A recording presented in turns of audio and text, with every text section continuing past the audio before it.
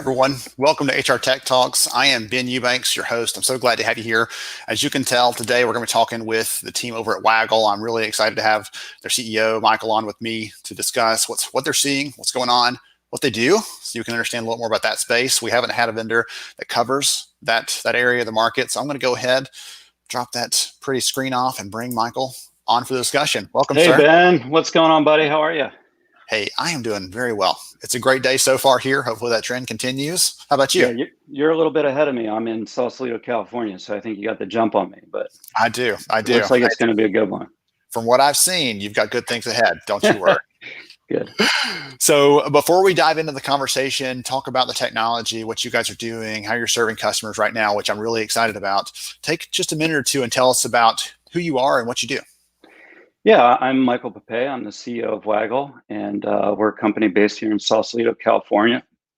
And Waggl is an employee voice platform, so we're really trying to change the way organizations listen to their people. I think particularly in this day and age with remote work and constantly new topics to be pointing into that are important to our employees to listen to. We just fundamentally need to upgrade the way we're listening. So, Ben, I imagine you woke up this morning and the thought did not cross your mind like, man, I hope somebody sends me a survey this morning. Like, that probably, right? I don't think that thought crossed your mind, but and that thought doesn't cross the mind of our employees, but they do want to be included. They do want to have a voice, and they do want to be heard. And they're looking for a better experience than the traditional survey or pulse survey experience. And so that's what we're trying to do: is upgrade that experience, give the employees a better overall way to provide their voice, and do it in a way that's actionable, because to listen and not to act is fundamentally a fail. So everything we do is geared to drive action and change, which in this day and age is pretty important. Yes, absolutely. And I'm excited. We're going to talk about some of the action a little bit, some of the insights you're getting from your customers. But I always start with this, and I skipped over it actually. For the audience, if you're listening in, if you're tuning in, ping us. Let us know where you're coming in from, where you're also dialing in from. What is this, like 1995? Where you're connecting in from. Pop a comment in. Let us know where you're listening from. Maria, hey, over there in California, you and Michael keeping that West Coast covered for us. Thank you. Good to have you here. So let's go ahead and talk about some more about what you're doing. You gave us some teaser there into what you're doing and taking this from surveys and information, taking that to action, which I want to talk about a little bit. So this year, unlike any other, seems like every conversation I'm starting starts with that kind of caveat. And I feel like there are some companies, some types of companies in the HR technology space that were well suited to help employers figure out how to get through this, how to sort out what their people need, how to help them. So I'd love to hear from you. What are some of the big picture kind of themes that you're hearing? Because you get to see these companies doing these surveys, but you get to see it at a global level, what is rolling up across multiple companies. And I'd love to see or hear from you some of those big picture Yeah, themes you're seeing. I think what we saw work really well is organizations on the topics relative to COVID first started off about safety and well-being. Like, I think the ones that did it well wanted to be able to listen and like, hey, we want to check in from like a human to human perspective. Like, how are you doing? I know it's stressful. There's a lot of anxiety. And if we think about kind of like a Maslow hierarchy of needs, like let's start with that base level need. And then we can go to that about productivity. And we did a webinar with a global law firm, and they went out with a pulse. And with Waggl, because there's crowdsourcing and transparency, there's no real latency. It doesn't take months to collate and analyze the information and move to action. It really compresses the inquiry, the analysis, and the action down into one cycle. But when they went out globally to their 39 different countries around the globe where they operated, what they heard from the attorneys, they called it chairgate. Like, I'm sitting at my dining room table, I'm in an uncomfortable chair. I've been sneaking back into the office to grab my desk, and or my chair, and that's what they heard. And it's pretty straightforward, right? Like, the attorneys needed to be comfortable working from home 12 hours a day. So I think there's like basic productivity feedback that we saw coming in. And then I think where we ultimately see it is inviting the voice of the employees on redefining the future of the organization. Like, we hear this term, the new normal, and we know that COVID has shifted the workplace realities. So rather that come cascading out of the executive suite in the boardroom, let's invite the voice of all of our employees to imagine what the workplace looks like. And what we're seeing is organizations now are actually, from an appreciative inquiry perspective, asking their employees, like, this has been challenging times, but I think we've done some things really well. What are some things we've done well that we want to continue into the future? So that appreciative inquiry about what we've done well over the last 6 months that we want to carry forward, there's a huge opportunity there. So, we're really blessed to be able to contribute positively to helping organizations out right now. Specifically, it's the empathy around listening, but moving beyond empathy, it's about survival, and survival comes down to agility and action, and that's fundamental to our value proposition. So let me take one step back, because I just dove into this because I love understanding what you're doing and how you're supporting your people. But let's take a second for the audience and help level set a little bit. What's the difference? Because if you go to the Waggl website, the first thing you see is it's about the voice of the employee.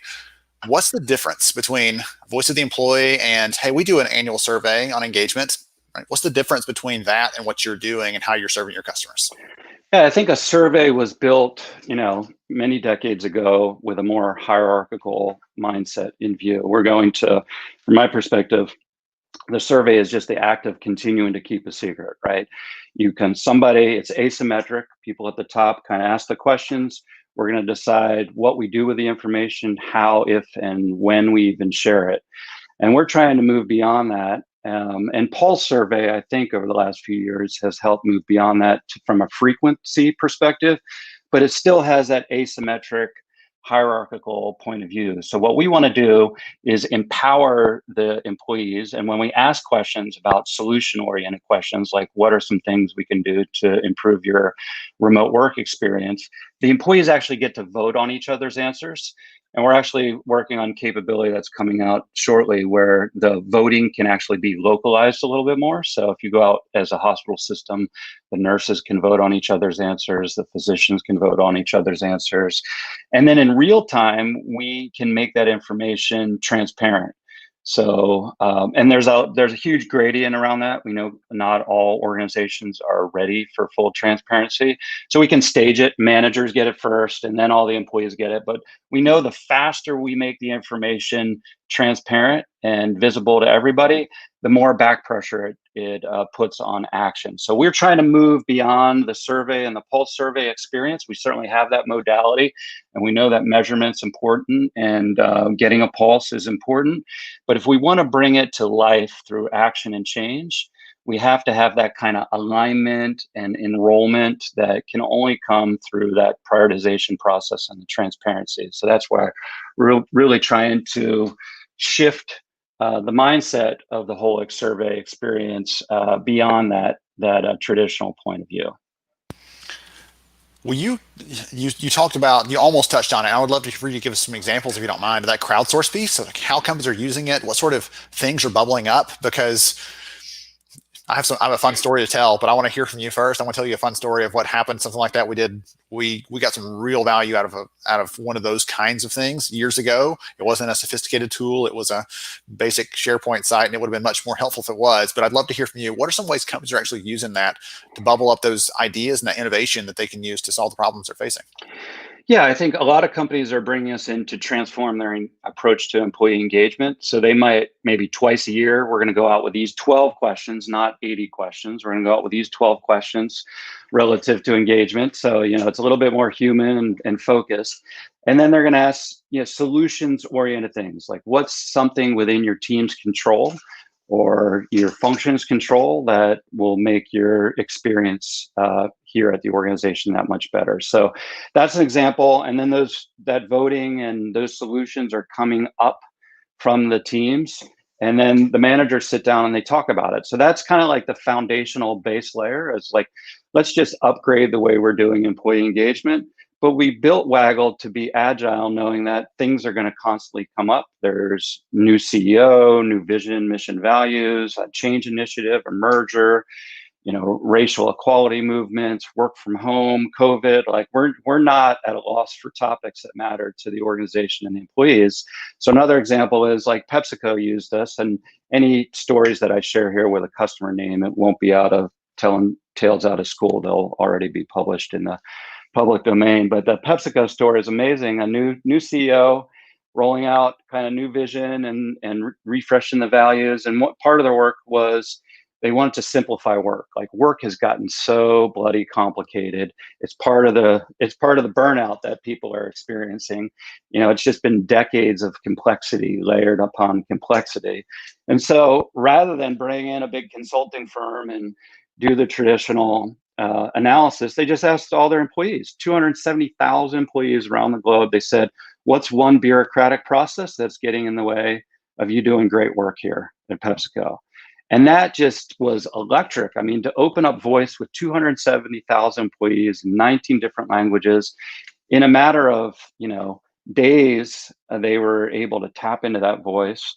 In a matter of just a couple weeks, they had it all prioritized, and it was changing the way the executives were going about prioritizing action. And the output was huge. We did a webinar. I won't go into all the details, but they're like, our engagement scores are at the highest level that they've been in decades, because we're not just measuring engagement, we're fundamentally engaging our employees around a topic that matters to them, right? That's it in and of itself, engaging and engagement. Awesome. I love that story. So thanks. Wow. I want to hear your story. Yeah. So I was going to drop that one on you. So the last HR job that I had, I was running at the HR function for this smaller organization, and they had this thing they started because they had come from a really big company that had a way to funnel some of those ideas, but like there were too many. It was too straight, too structured, too rigid, too difficult to get an idea in there. There were only certain people who could actually raise an idea. And the rest of you were like, well, if you had an idea, just sit on it because you're not part of the team. So they made this thing where anyone could submit any ideas. And some of them were silly and goofy. Like, we need bigger trash bags in the kitchen. Like, okay, like that's just go figure that one out. But one of the ideas, one of our engineers came up with, she was actually I called her an unwilling engineer. She was not interested in doing that. She was just doing it long enough to become a program manager because she really wanted to lead and to run a budget and do those kinds of things. P&L, that was what her real focus was, but she had to go through the engineering track to do that. And so she submitted an idea, said, hey, we're building this product. Every time someone buys it, we build it from scratch. What if we took this one we'd already built and we licensed it out to these different companies and let each of them renew the license every year? It will come a way for us to pay for updating it. That way, when they need a change, it's not all this difficult stuff. It's just part of the contract. And they're like, you know what? Let's give that a shot. And it became a multi-million-dollar line of business for the company. Wow. And it was just this idea that one person had, who actually, in general, wasn't very engaged in her job because it wasn't bringing out the best that she had to offer. And this became one of the things that leapfrogged her into that role she had always wanted to do. So it helped her on the personal, professional level, but it also helped on the company level. And they gave her a nice bonus for the idea. She got compensated for that. But it's my reminder that there are so many different people in every single organization who have a perspective that someone else doesn't have. And any one of those could be the next great idea that helps you to beat the competition, to solve that problem, to get over that hurdle that's been facing you for so long. And so I love anything, as you said, it's not just about measuring engagement. It's about getting people really excited about the work you're doing because they get to bring their best and most creative self to that work. For sure. Yeah, that's a beautiful story. And it's one that kind of tugs at our heartstrings because that's kind of the basis of the brand from the beginning. Waggl is the dance that honeybees do to convey information. And so bees have been surviving for 15 million years as colonies of typically 60,000 members. So when they have big decisions like where to relocate the hive or find new food sources, the bees go out, they find this location, they come back, they do this Waggl dance, they advocate for it. Others go out and they validate it. And what's amazing is, and then when the hive starts dancing in unison, they'll make the decision. And the decision-making process is effective 99.9% of the time. And it's also just very inclusive. It's doing a much better job of leveraging resources. So, that's the backdrop behind our brand. And I think in this day and age, when we're talking about diversity, equity, and inclusion, inclusion is kind of the base of that whole construct, right? We need to have an inclusive mindset. And I think organizations are doing a lot of work training and educating around inclusion. And like this, we feel like is a logical step. Like we can train all day long, or we can fundamentally include people in the topics that matter and invite their voice around that. So I think, we're starting to do some research with Stanford to link the voice as a driver of inclusion and belonging. So that's some work we're excited to get into in the coming year ahead. I talked to a leader recently that has the responsibility of D&I on her shoulders, and she said, it feels like I'm trying to fill a leaky bucket because we focus all this effort on hiring, for example, and then once we get a good, diverse mix of people in the business, we don't listen to them. We don't pay attention to their ideas, right? Well, we've checked the box and brought you in, and now just be quiet and do your work. And one of the reasons we bring people in who are different and unique and almost special, like they have their own special lens on the world. Bringing people in like that allows you to get their perspective. It allows you to listen to those things that they're going to see that you or I or someone else may not see, and let's just benefit from those. Again, the story that I shared, the PepsiCo story, the bigger picture of them getting all those different 270,000 people tapping into that. Let's say two brains are better than one, two heads are better than one, 270,000 probably better than one, right? And allowing those people to contribute their ideas and bring that to the table. I can't think of a better way to define feeling like I'm included, feeling like I belong, than someone saying, I heard your idea, I think it has merit, let's talk about how to make that work. That seems like the highest way of showing someone that they actually are, that they do belong, that they are included, right? Yeah, I like the way you framed it, and I'll probably borrow this if you're all right with it. The concept of the leaky bucket. It's almost like you got to have inclusion is the plumbing for these things to work. Like if you don't have an inclusive mindset as an organization, like all the diversity of hiring and practices of that upstream, all the focus there is not going to be effective when you pull it through the organization. So I think, obviously both are really important, but it's a muscle that we're excited to get into organizations and help them develop in a way that's like intrinsically generating output. It's not doing it for the sake of doing it. We're developing an inclusive voice to solve organizational challenges. And that's the other point. Like, I think employees, they don't necessarily wake up wanting to just fill out that survey, but they do want to be included. They do want to have a voice, and they do want to be involved in topics that matter to them.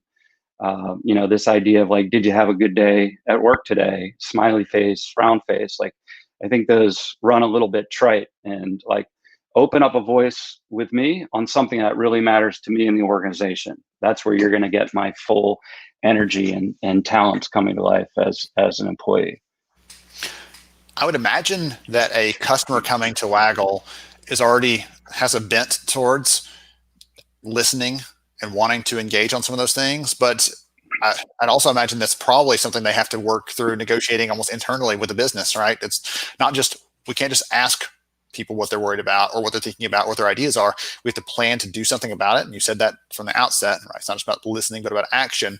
Is that part of change management that you actually do with customers to help them think through, well, here's what we've seen work, here's the best practice over here, or if you're in this space, here's what's likely to come out, and here's how you can approach that. I was kind of curious because that seems the hardest part of what we do in HR broadly is behavior modification.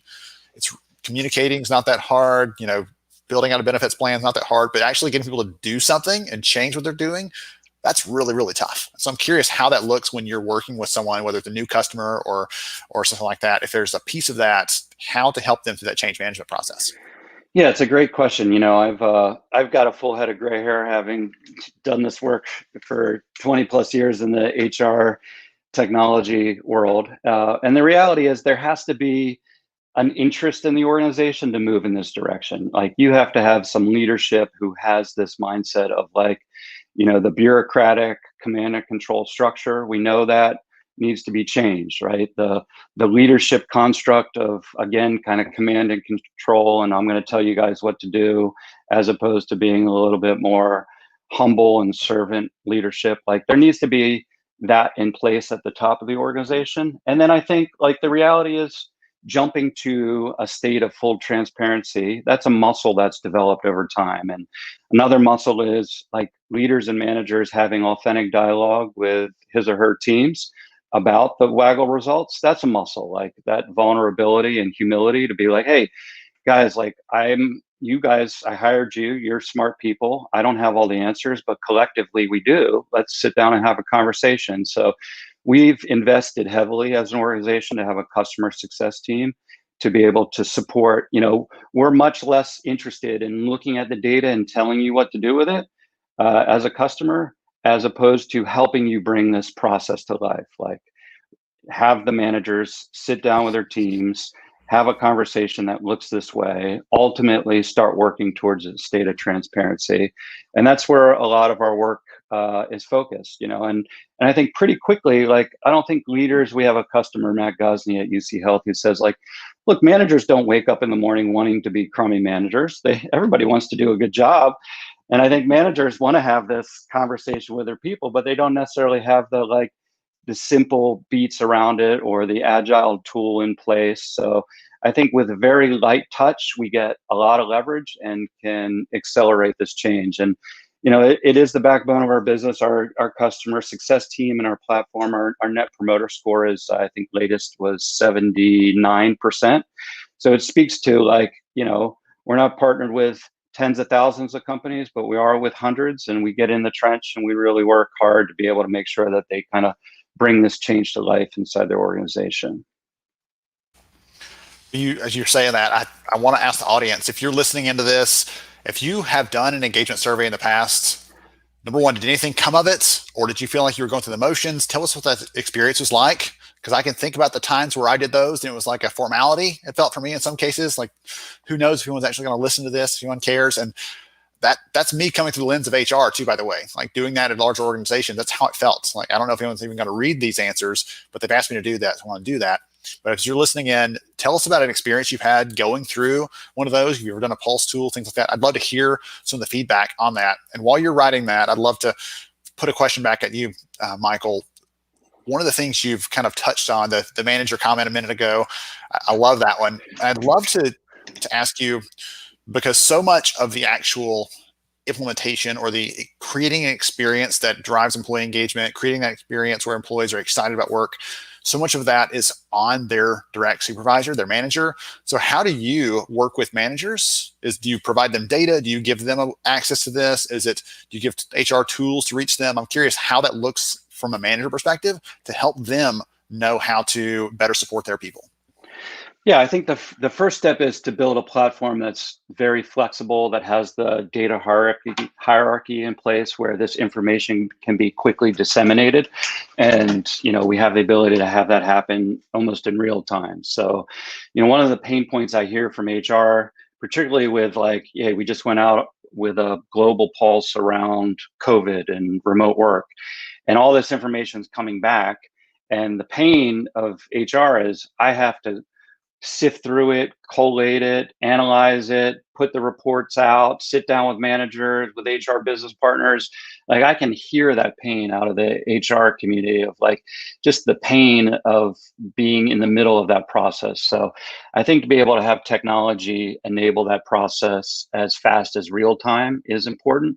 And then, I think we have to be pretty thrift with what we're asking managers. Managers, their cups already runneth over with work that they're doing, but this is core to their job. So, we need to we can't drop a 50-page report on a manager's desk with, a debate over how many points are on the Likert scale and what's the driver analysis and all this complexity. I think we have to boil it down to simplicity.